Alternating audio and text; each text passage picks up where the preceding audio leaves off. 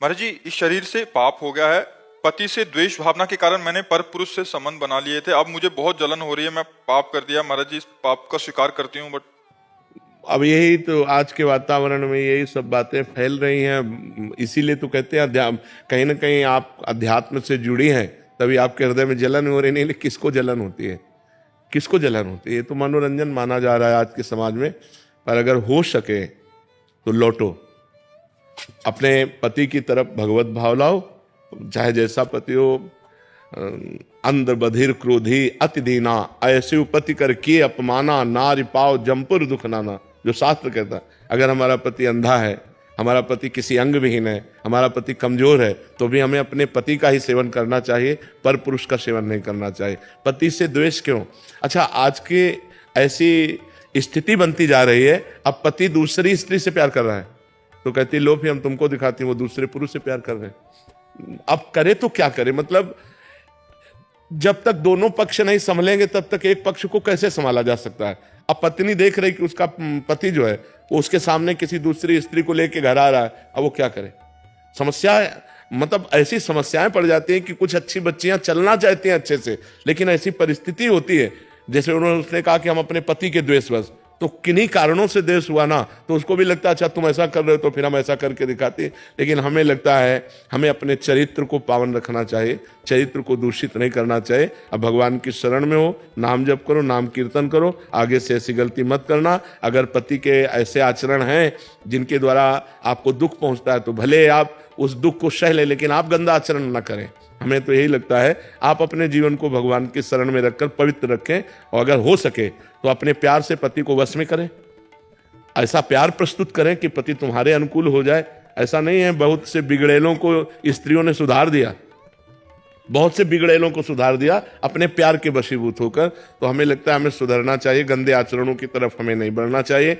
पति प्रेम ही भगवान की तरफ बढ़ा सकता है, व्यभिचार नहीं। व्यभिचार तो नरक ले जाएगा, पक्की बात समझ लो। पंडित विजय शर्मा जी, अजमेर से। राधे राधे।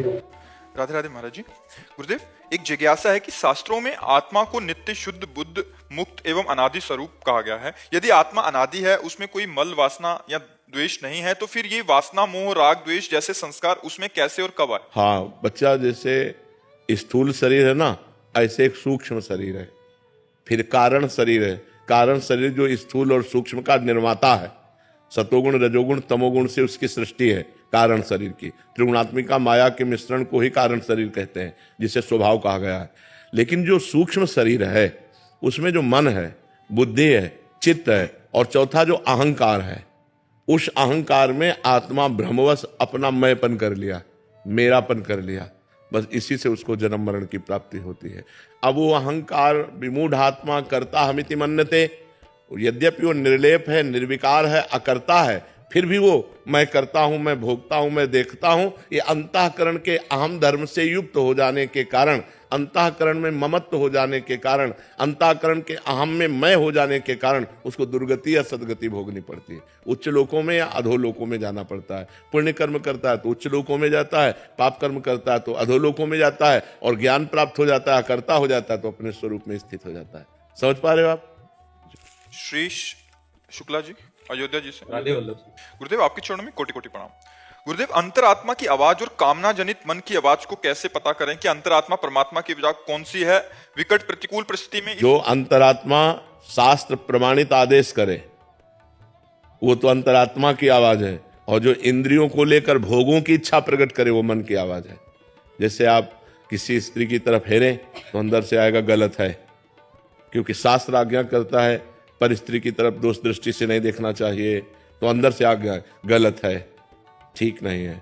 अब आप अपने मन की आवाज सुन लिए लेकिन अंतरात्मा की आवाज नहीं सुनी तो आपकी दुर्गति हो जाएगी। अंतरात्मा की आवाज शास्त्र प्रमाणित होगी, मतलब सत्य होगी, मंगलमय होगी, पर उसको वही मान सकता है जो नाम जप करता है कि नहीं हमारा हृदय नहीं कहता मैं ऐसा करूं।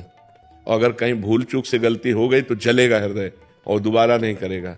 तो अंतरात्मा जो भगवान